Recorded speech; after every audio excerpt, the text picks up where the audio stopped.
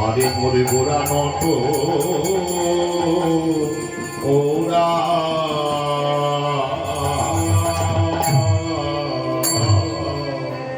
আহা বদে মদে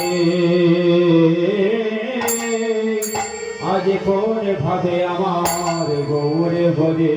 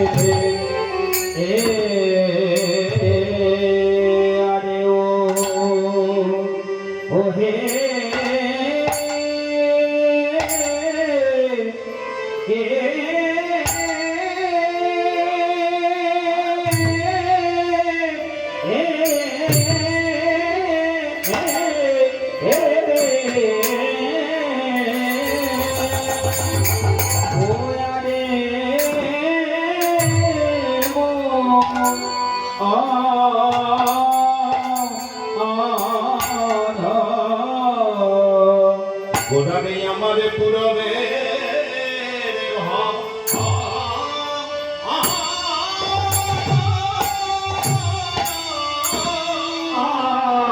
পুরবে ভাবে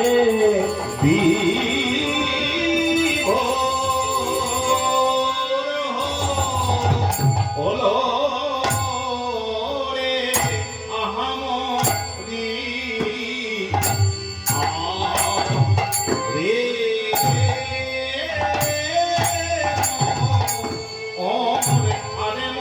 ওরে ওকে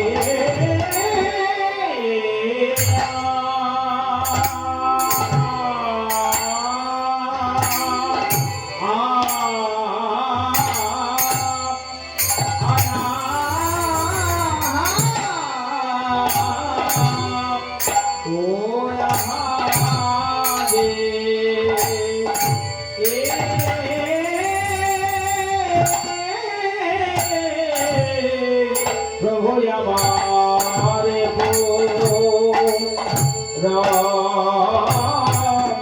বের ভাব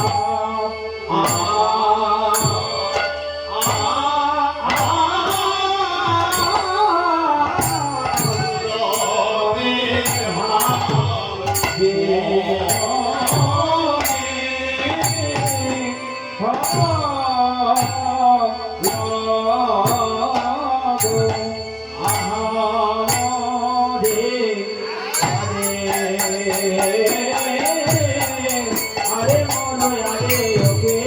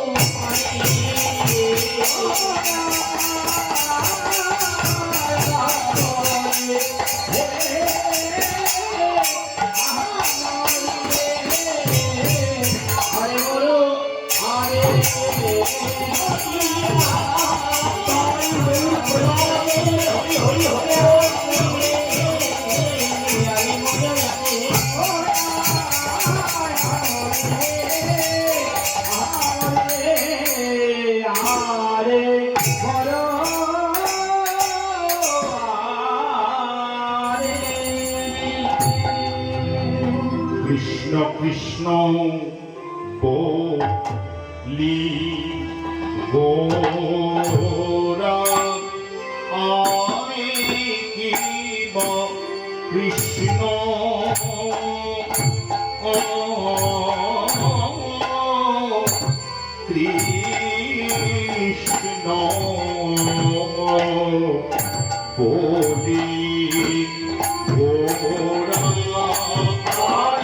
কৃষ্ণ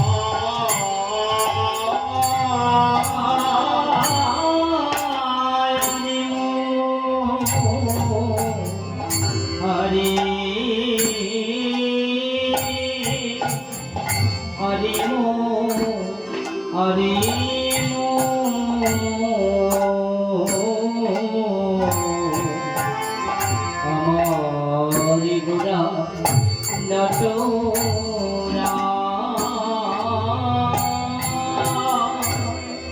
আজি কৃষ্ণ কৃষ্ণ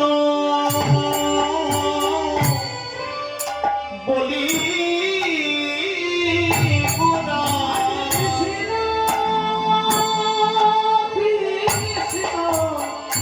বলে গোরা কৃষ্ণ কৃষ্ণ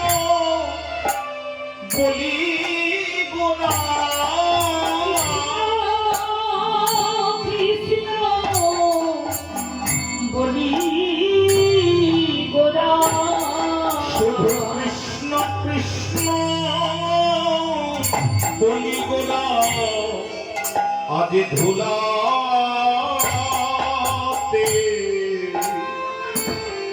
ধুলাতে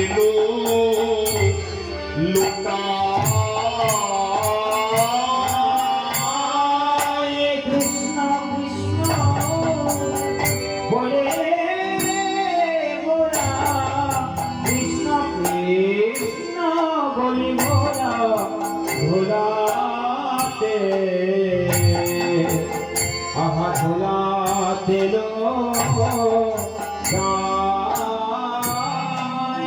প্রভু আমার বড়া গরি যাইব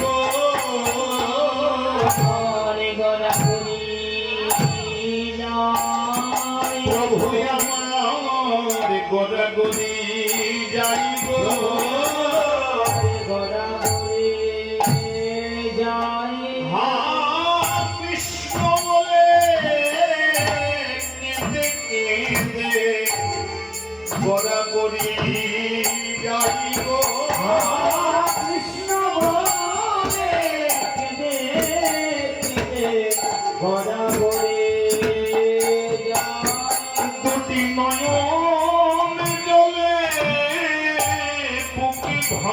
সরি গোড়া করি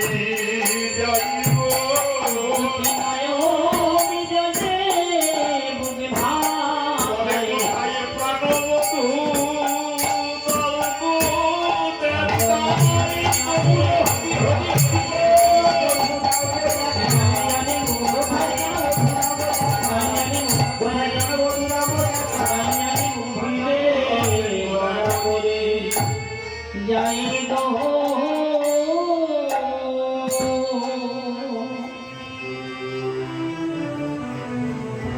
শ্রদ্ধেয় সুধী ভক্ত সমাজ, আমরা সকলেই অবগত, কারণ এটা কোনো বাইরের জিনিস, বাইরের ঘটনা, বাইরের আলোচনা নয়। আমরা বাঙালি হিসাবে গর্বিত, আমরা বাঙালি হিসাবে সমগ্র বিশ্বের ওপর আধ্যাত্মিক দিক থেকে রাজত্ব করতে সক্ষম, কারণ আমাদের এই বাংলায় জন্মেছেন অনেক মহাপুরুষের মধ্যে অবতার ও সার গুড়া অবতার, সেই চৈতন্য পুরুষ আমাদের এই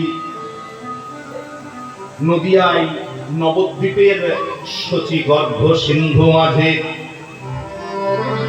1486 খ্রিস্টাব্দে তিনি উদয় হয়েছেন। তারপরে ইতিহাস সকলেই আপনারা কিন্তু খুব ভালোভাবে জানেন। আমাদেরকে যেটুকু বলার প্রয়োজন সেটুকু আমরা বলবো,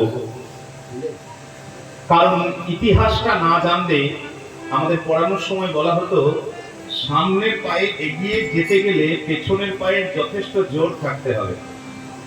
কারণ আপনি যখন পাটা উঠিয়ে, সকলেই জানেন, আমি শুধু আলোচনার জন্য বলছি, আপনি যখন পাটা উঠিয়ে সামনের দিকে ফেলবেন তখন সমস্ত জোরটা কিন্তু আপনার পেছন পায়ের উপর থাকে। আপনার সেই মুহূর্তে যদি আপনার পেছন পাটা দুর্বল থাকে, শক্তিহীন থাকে, তাহলে আপনি কিন্তু এগোতে পারবেন না, মুখ হুমড়ে পড়ে যাবেন। এই পেছনের পাটার নাম হচ্ছে ইতিহাস। একটা আক্ষেপ আমাদের আছে, রাজসিংহ উপন্যাসের, এই কথা বলবার জন্য কীর্তন নয় কিন্তু বলতে হয় এক দু লাইন। রাজসিংহ উপন্যাসের যখন ভূমিকা লিখছেন বঙ্কিমচন্দ্র, তখন তিনি আক্ষেপের সঙ্গে বললেন, বাঙালির ইতিহাস চিন্তা নাই।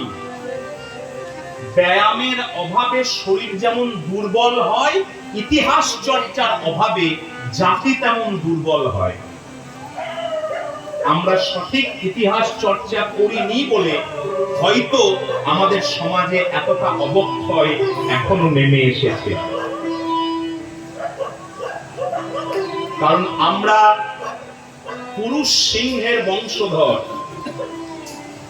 কিন্তু মার্জনা করবেন, উদাহরণটা আমার দেওয়া নয়, উদাহরণটা আদি শঙ্করাচার্যের দেওয়া। আমরা পুরুষ সিংহের বংশধর, কিন্তু ভেড়ার সঙ্গে থেকে থেকে আমাদের সিংহত্ব নষ্ট হয়ে গিয়েছে। নিতাই গৌর হরি হরি।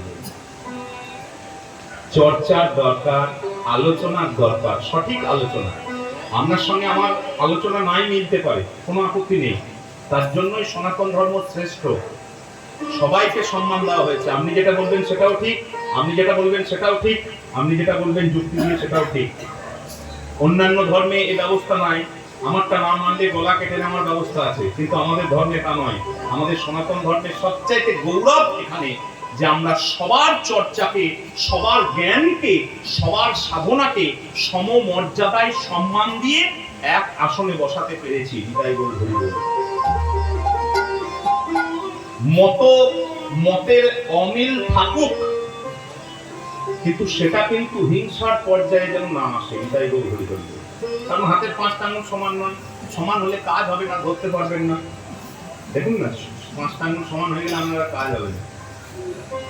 ওই জন্য সমাজটা এইভাবে বিভিন্ন মত, বিভিন্ন জাতি, বিভিন্ন ধর্ম, বিভিন্ন আলোচনায় রসপুষ্ট থাকুক, তবেই সমাজ এগোবে, না হলে অধঃপতন অনিবার্য। নিতাই গৌর হরি হরি বল। আমি যদি আমারটা চাপিয়ে দিই সবার উপর, সেটা খুব খারাপ বিষয়।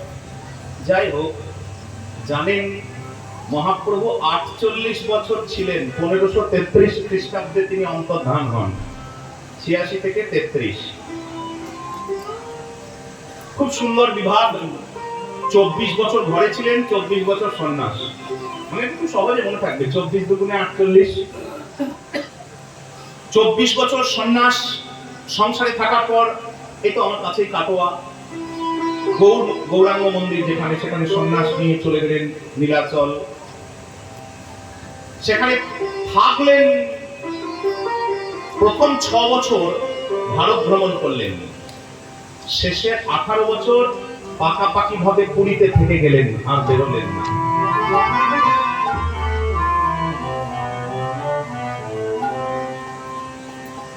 পুরীর রাজা প্রতাপ রুদ্রের যিনি গুরুদেব কাশী মিশ্র, তার বৈঠকখানা বাড়ি, যেটা বর্তমানে রাধাকান্ত মঠ, আমরা বলি গম্ভীরা। ছোট্ট মতন একটা রুম আছে ভেতর দিকে, বাইরে থেকে দেখতে পাবেন না, বাইরে থেকে মন্দিরটা দেখা যায়, গম্ভীরাটা দেখা যায় না। গম্ভীরাটা দেখতে গেলে একটু ভেতর দিকে ঢুকতে হবে। ওইটুকু বাড়িতে, ওইটুকু ওই 5 ফুট বাই 5 ফুট, হিসাব করলেন কত বড় হবে। এই স্টেজটা 5 ভাগের 7 ভাগের 1 ভাগ, এইটুকু মাত্র। সেখানে একটা প্রায় 6.5 থেকে 7 ফুটের মানুষ থাকতেন, একটাই দরজা জানলা বলতে একটাই। ক বছর থাকতেন? 18 বছর। একদম জনসঙ্গে যেতেন না, সারাদিনে একবার জগন্নাথ দর্শন, একবার স্নান, ব্যাস।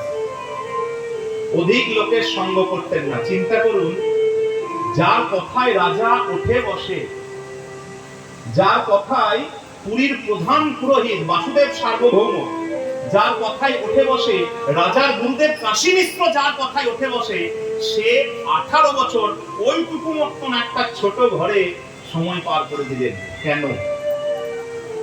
এটাই আমাদের আস্বাদনের বিষয়বস্তু হওয়া উচিত। কারণ রাধা প্রেম।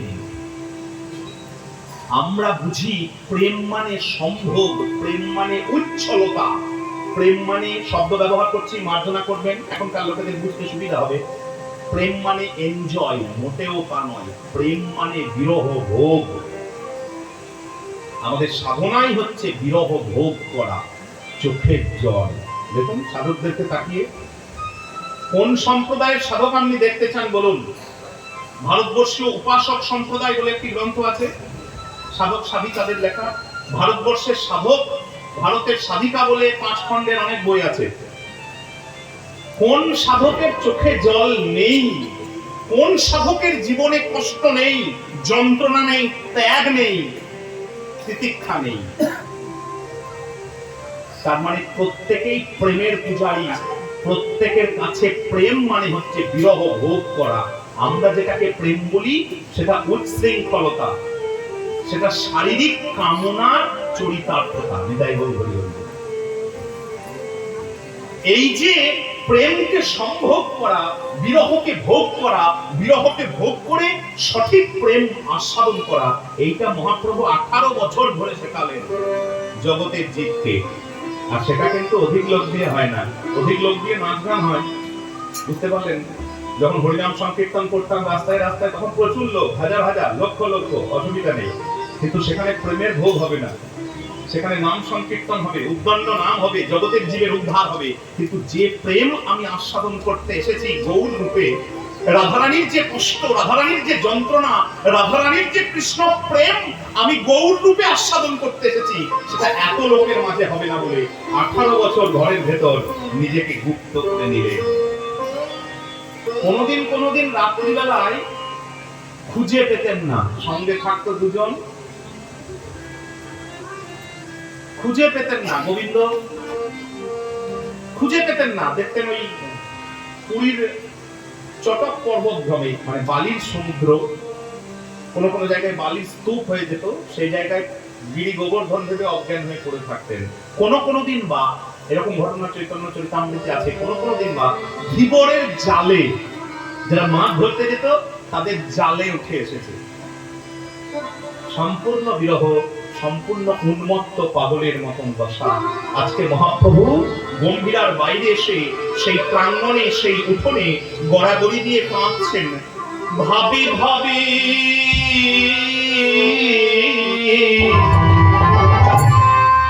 তনু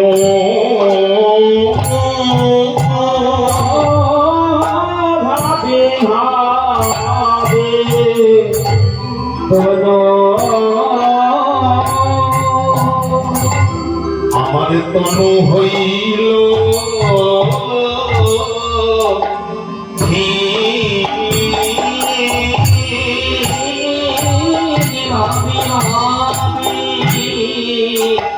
তোলো আমারি তোলো হইল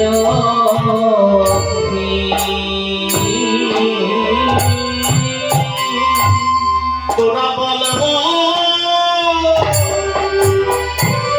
ওরে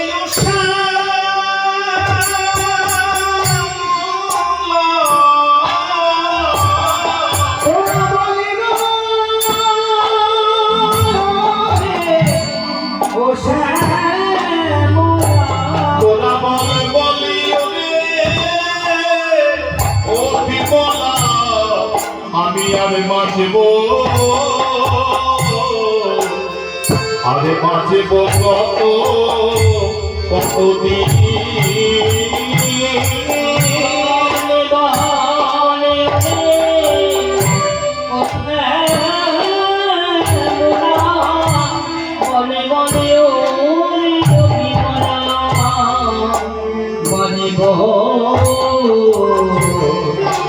আমি বাঁচিব কত আমি আর কদিন বাঁচিব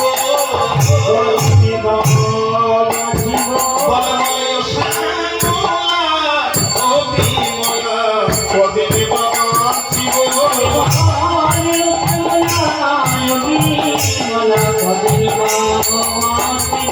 পুরাণ বন্ধু বিহনে আমি কদিন বাঁচিব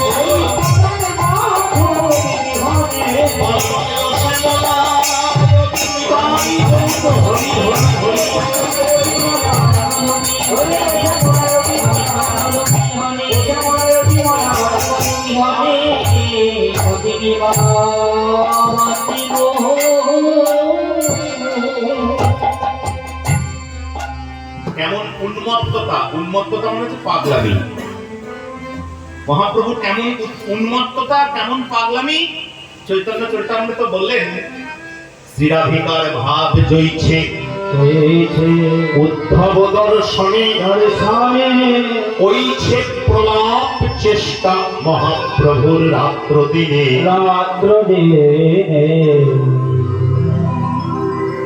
কৃষ্ণ বৃন্দাবন ছেড়ে মথুরায় চলে গেলেন দীর্ঘদিন না আসার পরে দ্বারকা থেকে একবার উদ্ধবকে পাঠিয়েছিলেন বৃন্দাবন দর্শনে এরকম শ্রীমদ্ ভাগবতে বর্ণনা পাওয়া যায় উদ্ধব সংবাদ সেই উদ্ধব কৃষ্ণের মতোই দেখতে একদম গায়ের রং থেকে মুখের চেহারা থেকে চলা বলা এমনকি তার সাজ পোশাক পর্যন্ত কৃষ্ণের ব্যবহৃত জিনিসগুলো তিনি পরতেন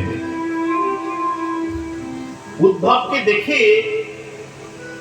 তাদের কৃষ্ণ বিরহের যন্ত্রণা আরো দ্বিগুণ বেড়ে গিয়েছিল সান্ত্বনা দিতে এসে উদ্ধব নিজে পাগল হয়ে গিয়েছিলেন সান্ত্বনা দিতে গিয়ে কোন দুঃখের সান্ত্বনা দিতে গিয়ে নিজেই দুঃখের সাগরে ডুবে গিয়েছিলেন উদ্ধব কৃষ্ণ ভ্রমে উদ্ধবকে দেখে ব্রজবাসীদের যে যন্ত্রণা সেই রকম মহাপ্রভুর যন্ত্রণা গম্ভীরার গৃহে ব্রজগোপীরা প্রথমে ছুটে গিয়েছিলেন কৃষ্ণ ভেবে উদ্ধবকে দেখে ব্রজগোপীরা পাগলের মতন ছুটে গিয়েছিলেন তারপর একটা নির্দিষ্ট দূরে গিয়ে তারা সবাই থমকে দাঁড়িয়েছিলেন এত বিরহের মধ্যেও তাদের সেই কৃষ্ণ চৈতন্য এত সূক্ষ্ম এটা যে কৃষ্ণ নয় কাছে গিয়েই তারা বুঝতে পেরে গিয়েছিলেন আজকেও মহাপ্রভু কৃষ্ণ ভ্রমে পাগলের মতন ছুটে যাচ্ছেন তাকে দেখে একটা আঁকা বাঁকা তমাল গাছ যারা তমাল গাছ দেখেছেন তারা অনুভব করবেন তমাল গাছটা বেশ কালো হয় আঁকা বাঁকা বহু প্রাচীন পুরনো গাছ যদি হয় আঁকা বাঁকা তমাল গাছ প্রচুর পাতা ধরেছে একটা ময়ূর, আজকেকার কথা কিন্তু আমরা বলছি না, আমরা আজ থেকে 510 কি 520 বছর আগেকার কথা বলছি। তখন পুরী আর এখনকার পুরী কিন্তু মিলিয়ে দিতে হবে না। এখন তো একবারে ওয়েল ডেকোরেটেড একটা সিটি বলতে পারেন, শহর বলতে পারেন, সুন্দর সুসজ্জিত নগর বা শহর, সেরকম মোটেও নয়। মন্দির ছিল কিন্তু তবুও এইরকম নয়। যাই হোক, অন্য কথা।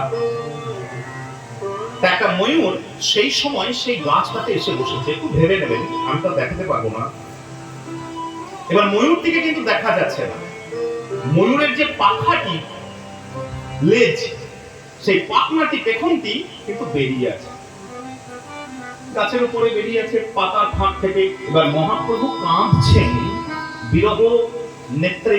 এবার কাঁদলে কি হয়, সকলেই অবগত, কাঁদলে চোখে জল থাকে, চোখটা একটু, দৃষ্টিটা একটু ঝাপসা থাকে, মনে যন্ত্রণা আছে, চোখে জল আছে, চোখটা ছোট থাকে, চোখে জল থাকলে দৃষ্টিটা একটু ঝাপসা থাকে। অনেক দূর থেকে দেখছেন যেন আমি যাকে চাই সেই যেন পেছন করে দাঁড়িয়ে আছে। আমরা একটু ভেবে নেন, দেখুন গায়ের রংটা কালো আর দাঁড়ানোর স্বভাব হচ্ছে বেঁকে, ত্রিভঙ্গ বাঁকা, মাথায় ময়ূরের পাখা,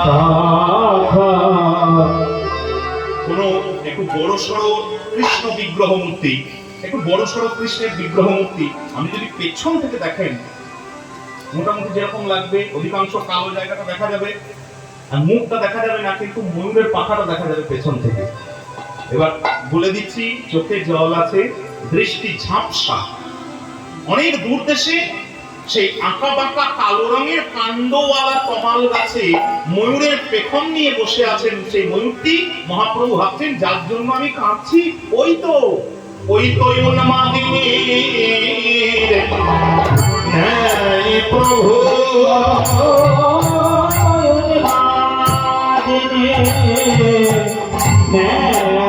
প্রভু আজ ছুটি আজ চলিত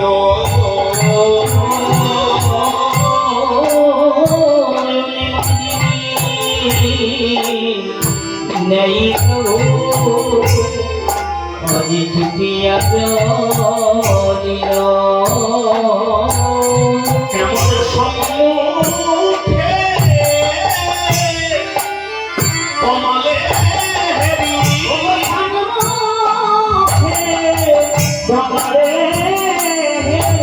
কেমন সম্মুখে কমল হেরি, 80 জড়ায়ে ধরিল।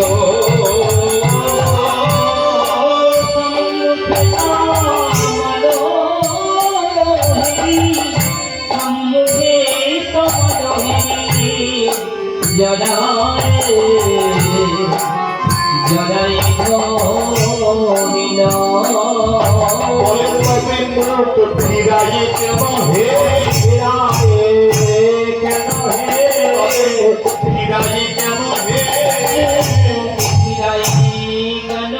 যদি এতদিন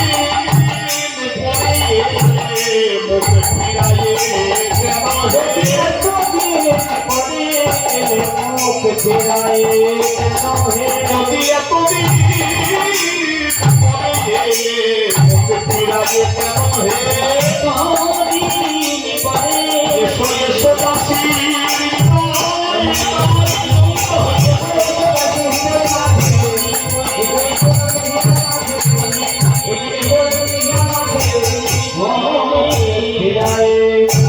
কেন